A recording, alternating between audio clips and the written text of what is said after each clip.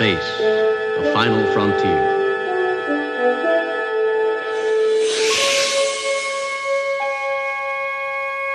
These are the voyages of the starship Enterprise. Its 5-year mission: to explore strange new worlds, to seek out new life and new civilizations, to boldly go where no man has gone before. In this segment, I think we should take a look at the housing market, Bob. You know, we're officially approaching the 7th losing year. Because of the terrible damage that was done, they didn't try to do anything to help the market. And now I just picked up a piece of information from Canada, and Toronto Dominion Bank is planning for a 25% fall in Canadian home prices. That link will be in my next issue. People are starting to ask, you know, are we there yet? Is the bottom in sight? And I think, well, we're not even close. If you take a look at Michael Olenick's numbers, he has compiled what I think is the best, let's say, metric of the shadow inventory, roughly 9.8 million homes. The market is clearly a long way from a bottom. He says this shadow inventory of numbers, well, these are homes that are either in foreclosure or expected to end up in the foreclosure pipeline. You know, Bob, I think the reason why the figure is so important is that the overhang, you know, it puts a considerable pressure, I think, on housing prices and the surrounding communities. Well, estimates of the shadow inventory, though, are diverse. According to the Wall Street Journal, CoreLogic's figure was only 1.6 million homes. Then you look at Barclay Capital, 4 million homes. Move on to LPS, Applied Analytic, 4.3 million homes. And you keep on moving up the ladder. Capital Economics is showing 8.2 million homes. And then Lori Goodman of Amherst Securities, generally considered one of the best out there, 10.3 million homes. Well, this author took all the sources and came up with what he thinks is a superior figure, and that's 9.8 million. Yeah, it's hard for me to wrap my mind around 9.8 million unsold homes just sitting there. Why isn't the shadow inventory popping up on the radar screen? You know, why isn't the major media focusing on this issue? Well, it's really simple. Listing delays by lenders in order to hide write-offs. That's shielding the sector from literally trillions of dollars in losses. Why not let real estate prices adjust to the equilibrium level? Well, I don't think they really have that luxury. What they're doing with the Operation Twist is they're selling the short end of the market and buying the long end, and the long end being the 10. Actually, the average is 7, but we'll call it the 10-year Treasury note. And they're trying to get the mortgage rates on the 30-year fixed down to 3.5. And they think that will help. And it probably will. It's a long-term program. Are they going to keep it there for the next 30 years? Maybe. Because, you know, it's going to take a long time to get rid of 9.8 million homes. And so I think they've got a substantial problem that they just never addressed nor cared to because they were too busy saving their own financial system. Millions of additional walkaways because people wake up and realize we're underwater. We've got negative equity. You know, it's unbearable. Tens of millions of people wake up and realize it's far worse than they thought. They owe much more in many cases than their home is worth. This pipe dream of unlimited wealth to those who simply sign a piece of paper and your house prices always go up evaporates. The powers that be don't want the typical everyday mortgage holder to realize that conditions are far worse than almost anyone realizes now. This would lead to a cascade of jingle mail as upside-down borrowers send in the keys to their debt shacks. But, you know, in the final analysis, this is exactly the course that I think must eventually be followed. As prices drop to reasonable levels, without all the government funding and leverage rushing in through the national arteries, families could suddenly afford a reasonable down payment and a prudent monthly mortgage bill.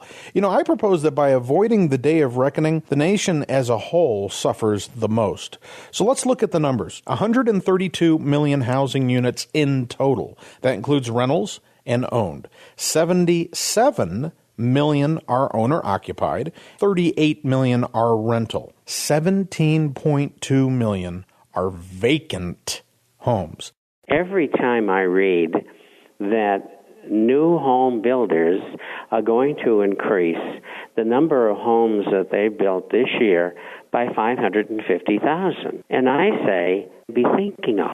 There's always going to be demand no matter how bad conditions get. During the Great Depression, there were the Jesse Livermores who had made a great fortune. We are extremely overbuilt as a nation. Until the shadow inventory is allowed to work its way through the system, no sustainable housing recovery is likely. And for my Alpha Stocks newsletter subscribers, I've created a housing signal for several weeks. It's been there. It monitors the housing index, the HGX, for signs of new trends. So you can log in and find the current signal. A green signal indicates that housing is back on track and a long-term uptrend is in place, and it may be time to have some real estate exposure.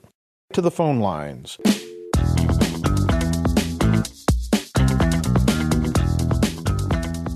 Thanks for all your wonderful work. First, a quick follow-up to a question on your show last week regarding privacy when investors sell their gold and silver. I think anyone interested in information on this topic should perhaps do an internet search using the following phrase: privacy facts on selling gold and silver, IRS 1099. So back to my question for Chris and Bob is, a la 2008, next few months, I'm thinking in terms of like a European bank collapse and a deflationary cycle. What would be your lowest projections for the paper silver spot price? And in turn, what would be your low side price target for U.S. Silver Eagles simultaneously? Like 2008, there was a divergence. I wonder what your thoughts are on the lowest possible silver spot we could see, and then where would Silver Eagles be in turn? Thanks, guys, on your wonderful work, and looking forward to hear your takes. See ya. The first caller lays out a deflationary scenario where another Lehman-style bank collapse occurs, this time in the Eurozone, and that leads to a precious metals market meltdown. This seems to be a popular idea bouncing around the blogosphere. I do not share the opinion. Firstly, the stock market is recovering from a mini bear market raid, and I think we are poised for, potentially at least, for higher prices. That's quite the opposite of 2007, 2008, where heavy signs of distribution were evident practically in every domestic and global bourse. Next, earnings season has arrived, and signs of better than anticipated corporate profits are already evident. Plus, this time around, the central bankers are not completely unaware of the deflationary risk. For instance, as Bob mentioned, the Fed's QE efforts and their latest twist, you might call it QE 2.5, well, it's well known the policy of zero interest rates are likely to remain in place at least to the summer of next year. Also, the ECB is working with member nations and a massive bailout continues. Silver and commodities have been correcting now for about 8 months. From a technical perspective, silver and gold and the XAU all appear to have formed a solid double bottom. Will it hold? We'll have to watch, but for the time being, I believe so. The big wild card remains the U.S. dollar. But the fact that stocks and gold are holding their own amid dollar strength, to me, suggests this rally is really more of a euro weakness story than a greenback rally. To bring it all together, I think the odds favor a return of the inflation trade and possibly a bottom in the precious metals, particularly the mid-sized and major gold stocks. Of course, black swan events can always occur, and silver could slide to the low 20s, but I don't think that really matters in the context of triple-digit silver. This is one of those financial locomotive rides that I don't want to miss, and in my personal and professional opinion, 100-plus silver is the surest bet I've seen in my career. Let's look at it in a light that most of these so-called analysts and economists stick themselves into. The Federal Reserve has created a swap situation with the European Central Bank, both of which are illegal. That's for starters. They call it a swap because they don't want to call it a loan. If it was a loan, the Fed wouldn't be able to give it to the ECB, and the ECB wouldn't be able to accept it. 523 banks have received $600 billion out of the trillion. In central bank to be held there because the banks don't trust each other anymore and they don't want to lend. They're paying 1% of money, these banks. They're getting a 0.25% interest by keeping the money with the ECB. And the give up of 0.75% of 1% is certainly to them superior to maybe losing your money in a bank that's lying about what their condition is. Now, with all of that said, these banks are going to use the money. They're going to roll their paper. In other words, when their bonds come due, they will issue new ones, and either the central bank or the Treasury itself will buy its own bonds in whatever country we're talking about. But more likely, the banks will buy the bonds from the sovereigns, and the banks will have the money to do so because it's been lent to the ECB in their behalf. At the same time, we have the ESM and EFSF, and they're going to supply the money, about $600 billion, to take care of the 6 countries that are in a mess. We'll just put it that way. And so consequently, that is supposed to be taken care of probably at least for 6 months. Now, how does that affect the United States and Europe? We're already seeing it. We had a 10-year note auction yesterday. The yield, I think, was 192 or 199, somewhere in there. And the buyers of the bonds bid for, I think it was 3.5 to 1. For every bond offered, 3.5 bidders were bidding. And what's normal? 2 to 1. What's been recently normal, I think it's 3.42 to 1. Now, these figures are hard to all of them to remember, but that money is already coming from banks in Europe and going into the Treasury market. That means that the banks in the United States don't have to do as much, if any, buying of treasuries, that the foreigners are going to continue to do that. And so what you have is money moving from one place to another. And that doesn't happen that often in that big a way.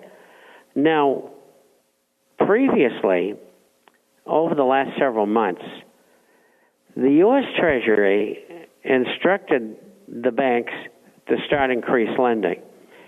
And this lending has been assisted by the disintermediation, the movement of money from one place to another, by these Europeans here very recently. But previously they used their own money. And so these funds are coming in, they're buying treasuries and agencies, but they're supplying a backup for the banks in the United States who can continue to increase their lending.